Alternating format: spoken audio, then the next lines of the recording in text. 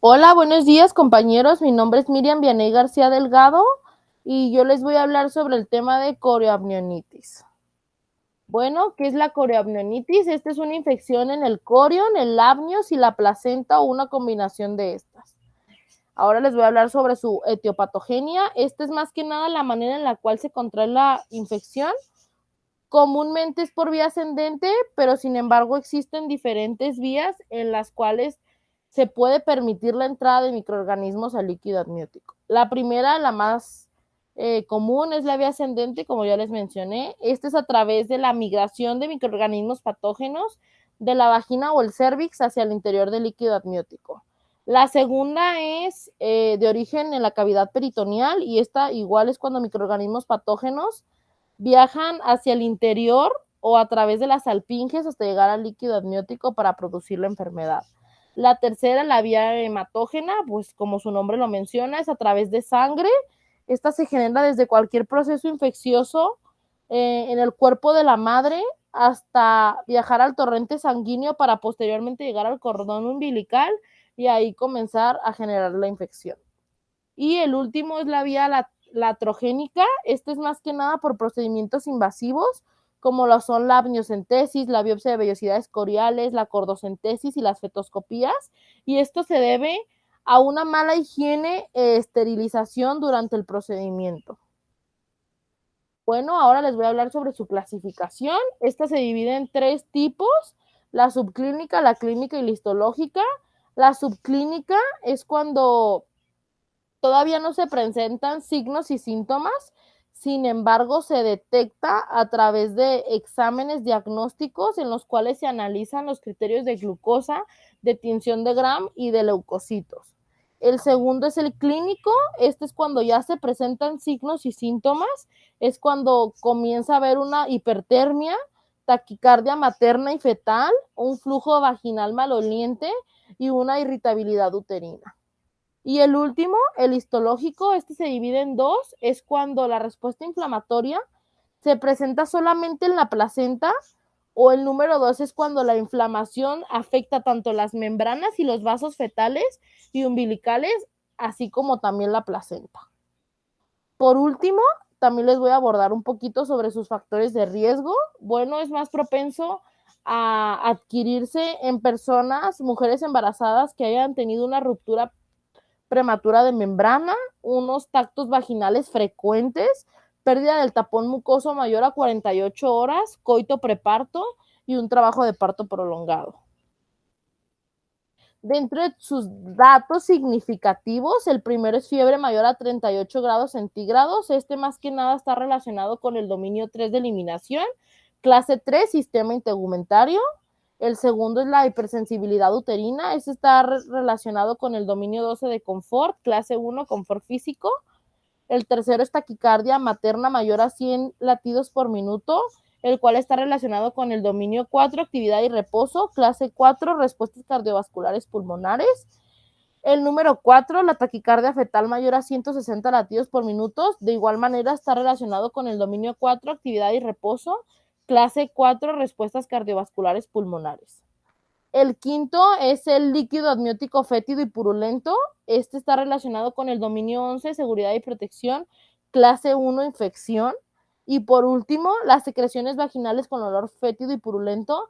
Esto se refiere a que el flujo vaginal es más acuoso y llega a estar presente de color marrón y con un olor fétido. Está relacionado con el dominio 11, seguridad y protección. Clase 1, infección. Dentro de sus principales estudios diagnósticos está la amniocentesis. Esta detecta la presencia de una infección, como lo sabemos, es la extracción de líquido amniótico, el cual pues se manda a patología y se estudia. Dentro del estudio debemos de analizar estos tres exámenes diagnósticos más importantes. Uno es la proteína C reactiva.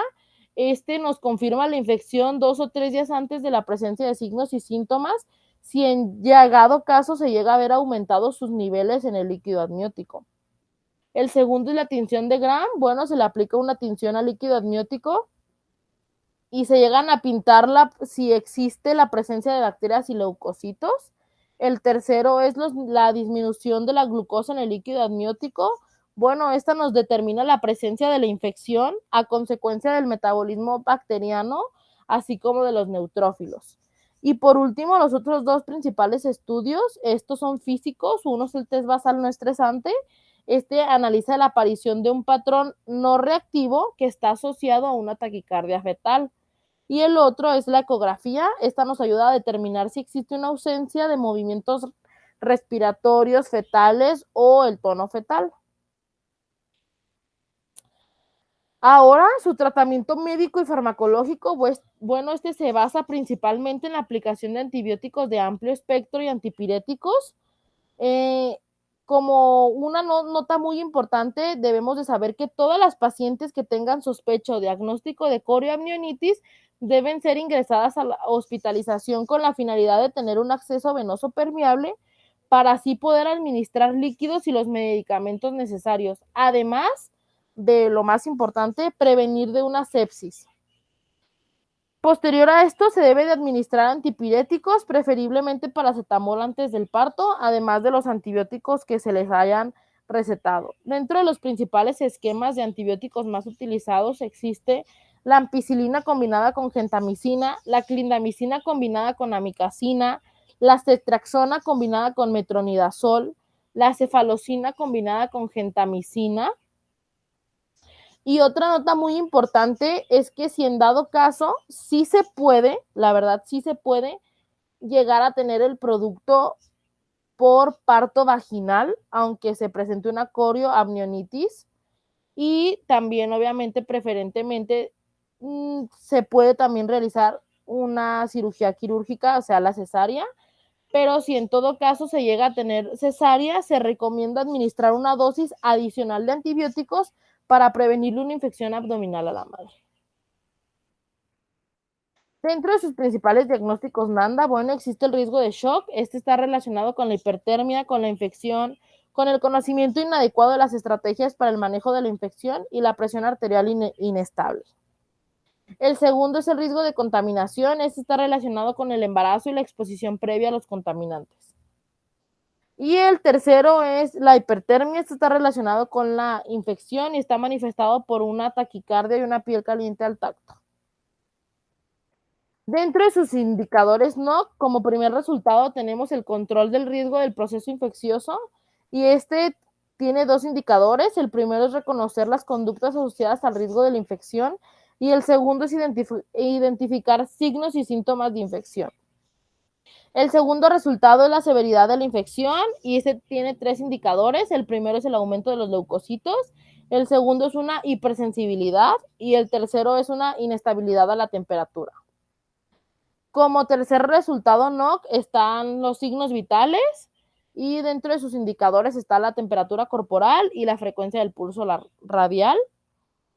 Como cuarto resultado NOC está el estado materno preparto y su indicador es la presión arterial. Como quinto resultado está la termorregulación y sus indicadores es la disminución de la temperatura cutánea y la hipertermia.